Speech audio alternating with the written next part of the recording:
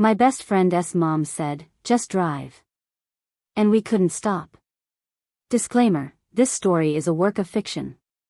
Names, characters, and events are purely imaginary.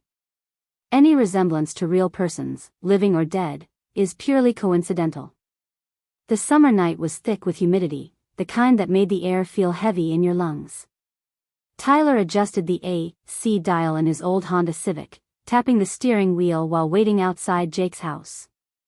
They had planned to drive out to the lake, maybe camp under the stars, talk about college, and clear their heads before senior year kicked off in full swing.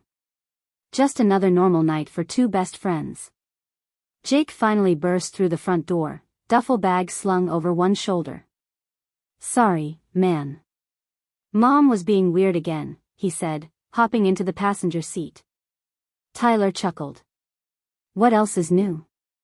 Before Jake could respond, the front door swung open again, and Ms. Callahan ran toward them, barefoot, her eyes wide with panic. Her chest heaved as if she had been crying or running, or both. She held a large leather bag clutched to her chest. She leaned into Tyler's window, voice trembling but sharp as a razor, just drive. Don't ask questions. Don't stop. Please. Jake blinked.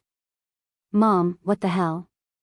I said drive, she snapped, her voice suddenly firm, almost maternal in a way that dared them to disobey. She threw the bag into the back seat and climbed in after it. Tyler hesitated, heart racing. Was this a joke? Some sort of test? Jake stared at his mom. She looked broken. Wild-eyed. He had never seen her like this before. Tyler, she whispered now, calmer but no less urgent. Please. Something about the way she said it made his stomach sink. He started the engine. They pulled away from the house in silence. Ms. Callahan kept checking the side mirrors every few seconds. The streetlights flicked by one after another, casting shadows across her pale, haunted face. Tyler tried to catch Jake's eye, but his friend just looked out the window, fists clenched on his knees. 20 minutes later, no one had spoken. Where are we going?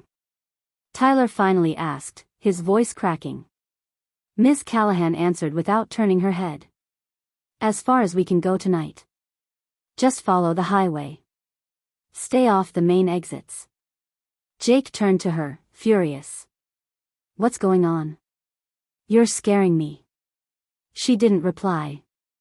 Tyler's palms were sweating against the steering wheel. He didn't know if he was helping someone escape a bad situation, or becoming an accomplice to something worse. And so they drove into the dark, three people bound by confusion and fear. The air in the car was thick with unspoken questions. Tyler glanced at the rearview mirror. Ms. Callahan met his eyes. And all she said was, "Don't look back." They had been on the highway for over 2 hours. The city lights had long disappeared behind them, swallowed by a blanket of trees and distant hills. A fog had begun to settle over the asphalt, softening the glare of Tyler's headlights as they cut through the night. No one spoke. Ms. Callahan sat in the back seat, her arms wrapped tightly around the bag she'd brought.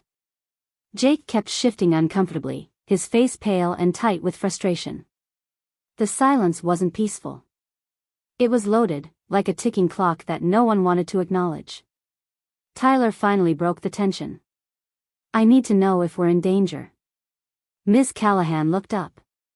You are. That's why I told you to drive. That's not an answer, Jake said, turning around to face her.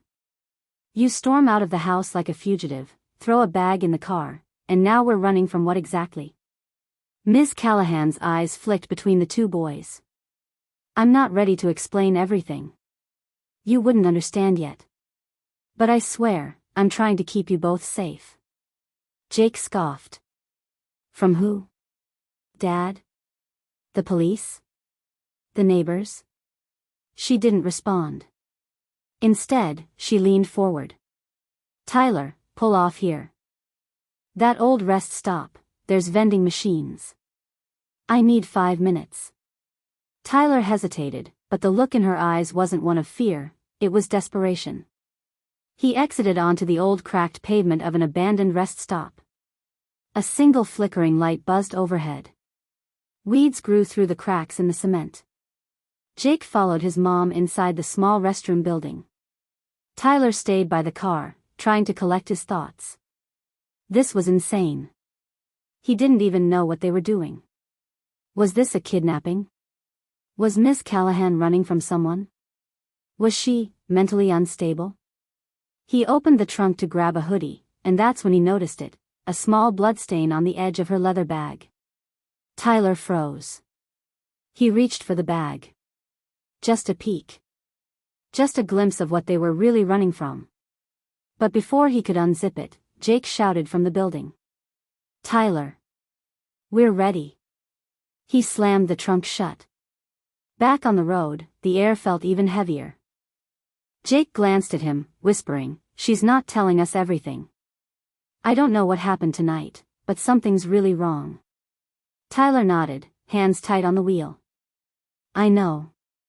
I saw blood on her bag." Jake's eyes widened, and he turned to look back at her sleeping form. "What did you do, Mom?" he murmured. The trees thickened as they drove deeper into nowhere.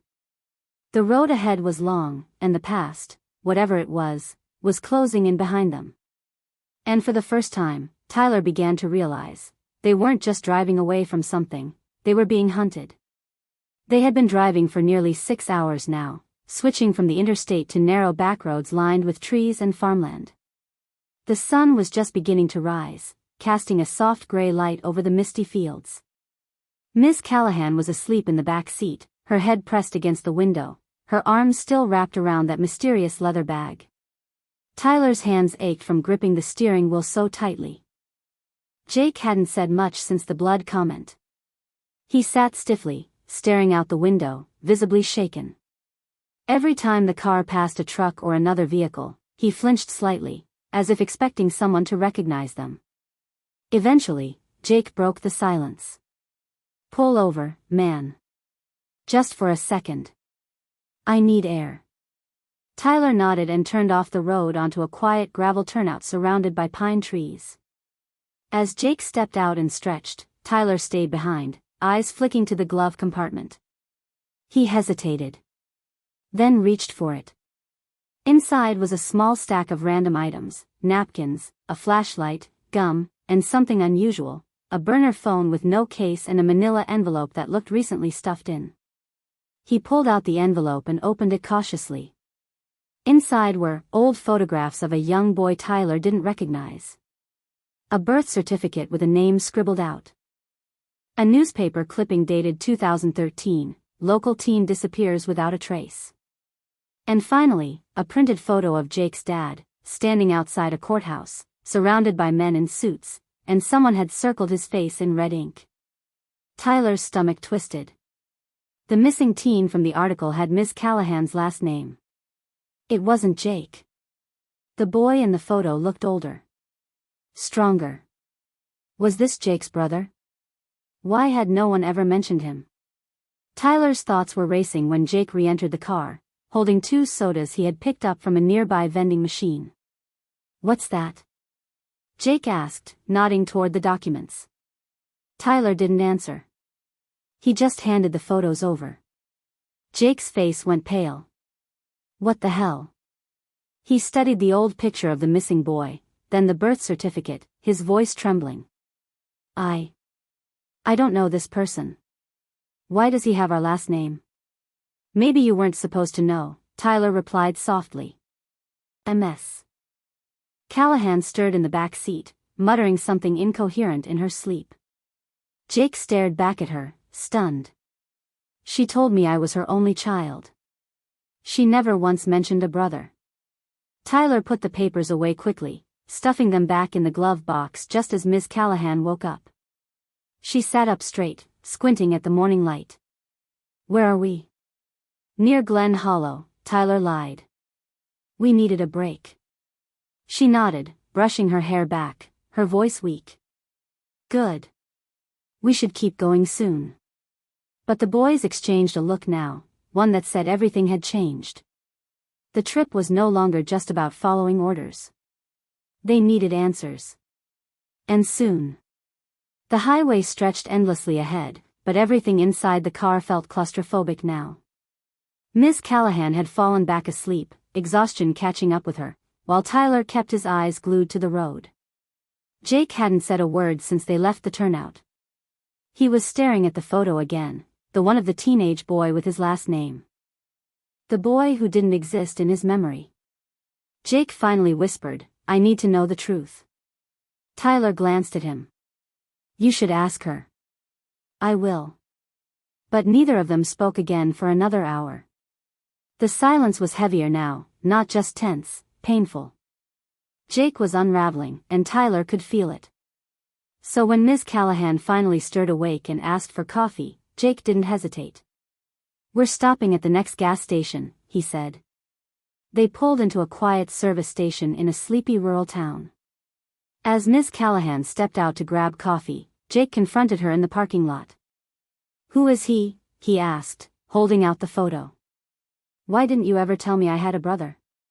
Miss Callahan froze mid-step. Her hand trembled slightly as she reached for the picture, then pulled it back as if it burned her. "I was going to tell you when you were older," she said softly. "When you could understand." "I'm 17, Jake snapped. "I can understand now." "So tell me." She sighed, eyes glassing over with memory. "His name was Caleb. He was your older brother by 5 years. Sweet. Brave. Protective." Jake's jaw clenched. "And?" "He disappeared when he was 12, she said, her voice cracking. "Just vanished one night after school. Everyone said he ran away, but I never believed that. Your father, he kept saying Caleb was troubled, that he probably got involved with bad people. But Caleb wasn't like that." She paused, trying to breathe. Tyler watched from inside the car, unsure if he should leave them alone or not. "I knew something was wrong. But I had no proof," she went on. "The police didn't listen. Your father made sure of that. He controlled the narrative, just like he always did." Jake's eyes burned with rage. "Why would he do that? What are you saying?" Miss Callahan's voice dropped to a whisper. "I think he was involved in Caleb's disappearance. And I think he's trying to keep me quiet now." Jake took a step back, like he'd just been slapped. "You think Dad killed my brother?" "I think he did something. Or knew who did. And now he knows I found proof. That's why I told you to drive." The weight of her words hung in the air. Tyler stepped out of the car and joined them. "If what you're saying is true, we can't just keep running." Miss Callahan nodded slowly. "We're not running forever. We're going to someone who can help." Jake looked between his mother and best friend. His world had just cracked open, and there was no way to put it back together. By dusk, they reached a sleepy town in the middle of nowhere, one of those places with a gas station, a diner, and a single road running through it like a forgotten thread. Miss Callahan insisted they rest for a few hours, just until it was dark enough to continue safely.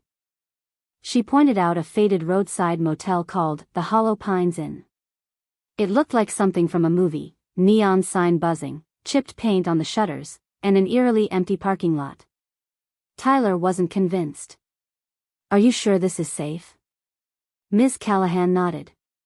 "We'll stay just a few hours. No real names. Cash only." Jake booked the room under the name Smith while Tyler parked the car at the far end of the lot, hidden between 2 trucks. The room was dim, smelled faintly of mildew, and had 2 twin beds with sunken mattresses. Still, it was warm and quiet. Or so they thought. An hour later, Tyler stepped outside for air. The sun had just dropped behind the trees, painting the sky in streaks of purple and gold. He lit a cigarette, something he hadn't done in months, and tried to slow his racing heart. But then he saw it. A dark-colored black SUV slowly turned into the motel lot. No headlights. No engine rev. It coasted to a stop near the office. A man in a baseball cap got out, glanced around, then slipped something into his jacket pocket before walking inside. Tyler's breath caught. He ducked behind a nearby dumpster and waited. When the man re-emerged, he looked around again, then pulled out a phone and made a call. Tyler could barely hear him, but he caught one phrase, "Yeah. I found her." Tyler sprinted back to the room. "Pack your stuff. We have to go. Now." "What?" Jake asked, half asleep. "There's a guy here. I think he's looking for us." Ms. Callahan shot up like lightning. "Black SUV?" Tyler nodded. Her face turned white. "No time. Back exit, now." They burst through the bathroom window and escaped down the overgrown alley behind the motel. Tyler's heart pounded in his ears. They could hear footsteps inside the motel, doors opening and closing. The man was checking the rooms. They reached the car, and Tyler floored the gas before his seatbelt was even on. Gravel sprayed behind them as the Civic tore out of the lot. Jake looked back. "He saw us. He's following." The black SUV's headlights lit up behind them, and the chase began. Tyler swerved onto the back roads, taking sharp turns, nearly missing a tree at one point. Ms. Callahan guided him through the backcountry. "Turn left here. There's an old ranger trail. It's narrow, he might not risk it." The Civic bounced over rocky dirt, but the SUV didn't follow. Finally, the lights disappeared. They didn't stop until they reached the edge of a dried-up lake bed, miles from the nearest town. The silence was deafening. And then Ms. Callahan said, almost in a whisper, "He's one of your father's men." Jake didn't reply. He just sat there, staring out into the dark, wondering how deep this nightmare went. They camped in the car that night, too afraid to light a fire or even turn on the cabin lights. The lake bed stretched around them like a gray void, with dead trees poking through the mist like bones. There was no phone signal, no GPS, no hint of civilization. Just the silence, and each other. Jake sat in the back seat beside his mother, but he didn't speak to her. Not really. His arms were folded across his chest, his mind racing through everything he'd learned. A missing brother. A secret past. A father he no longer recognized. Tyler sat up front, staring at the steering wheel, wishing for sleep but knowing it wouldn't come. Not with the image of the SUV burned into his memory. At around 3 a.m., Jake finally snapped. "You should have told me everything," he said coldly.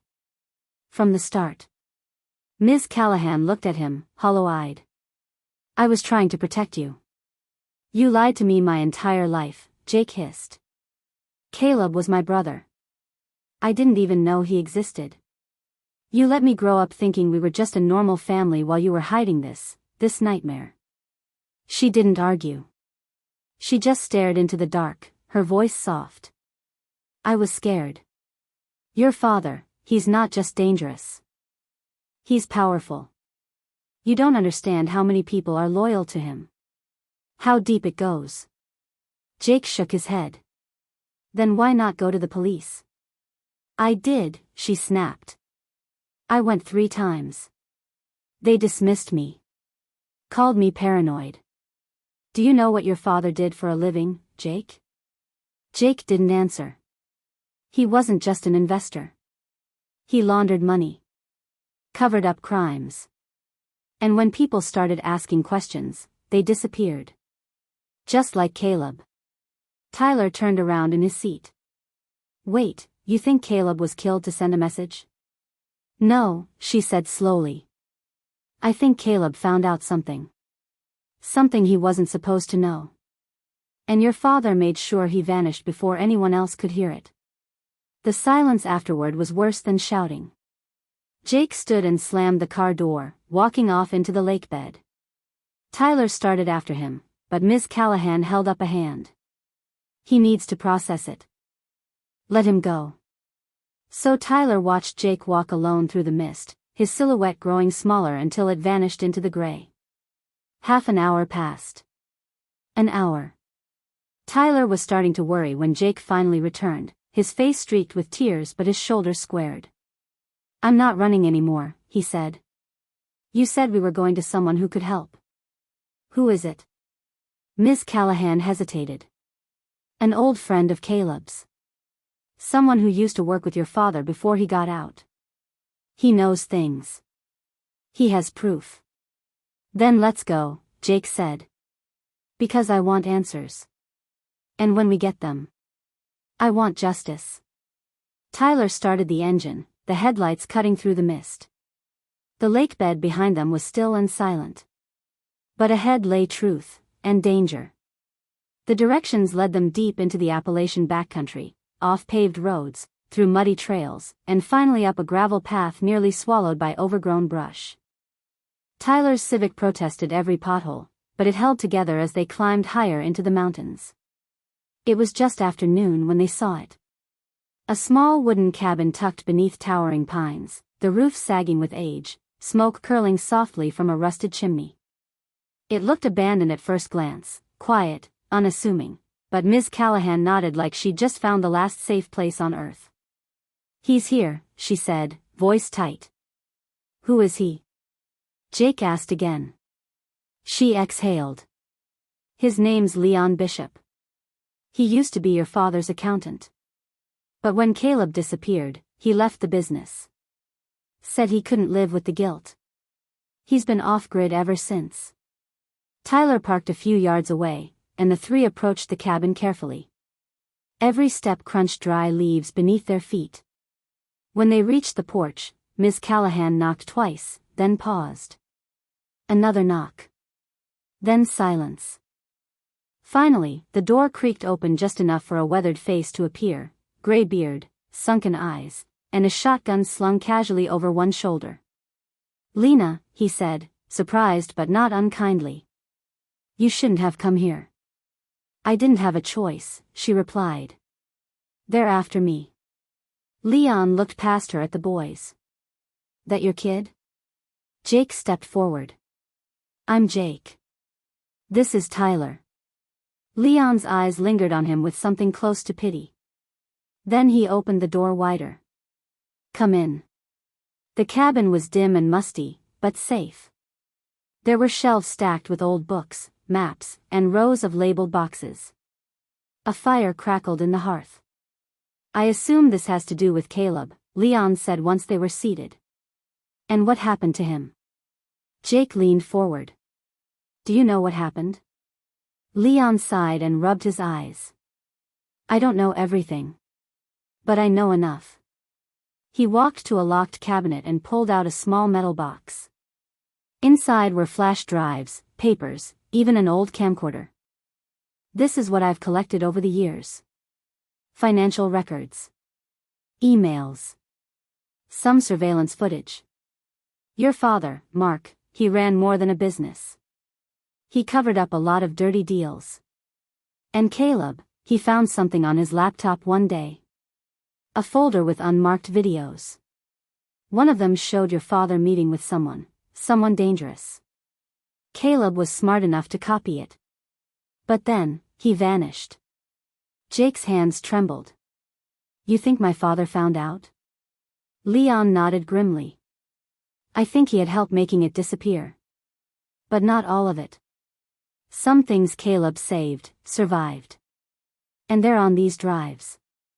Ms. Callahan's eyes widened. "You still have them?" Leon nodded. "Yes. But keeping them has made me a target. And now that you're here, you're targets too." Suddenly, the fire in the hearth cracked loudly. Tyler jumped. "Are we safe here?" he asked. Leon looked out the window, jaw tense. "For tonight," he said. "But if they know you're coming, they won't be far behind. Let me know when you're ready for the final part, Part 8, The Truth and the Chase. Just say, next." Morning broke slowly over the mountaintop, gray light washing over the trees like misted glass. Inside the cabin, no one had truly slept. Tyler dozed lightly by the fire. Jake sat at the kitchen table, Leon's flash drive clutched in his hand. Ms. Callahan stood by the window, watching the tree lean. I still can't believe it, Jake said quietly. That my dad, that he did all this. Leon looked up from the pile of documents. Your father's a man who lives off control. He controls people, money, the narrative. But what he fears most, what any man like him fears, is exposure. That's what Caleb stumbled into. He pointed to a folder on the table. There's video in there. Caleb recorded himself, talking about what he found. He was scared, but he wanted someone to know in case anything happened. Jake opened the folder and found a flash drive labeled, "If something happens to me." He hesitated, then inserted it into Leon's old laptop. The screen flickered. And then there he was. Caleb. Younger than Jake expected. Eyes nervous but determined. If you're watching this, then I didn't make it, Caleb's voice began. Dad's not who we think he is. I found a file on his laptop, meetings with people tied to money laundering, trafficking, even murder. I think he's been helping cover it all up. If I disappear, it's because he found out I know. Jake felt his throat tighten. Tyler stared in stunned silence. Ms. Callahan wiped away silent tears. But there was no time to grieve. Leon's dog barked outside, low, sharp, urgent. They're here, Leon whispered. Tyler bolted to the window. A black SUV had turned up the path. Another followed behind it. Jake grabbed the flash drives. We have to run. Leon shook his head.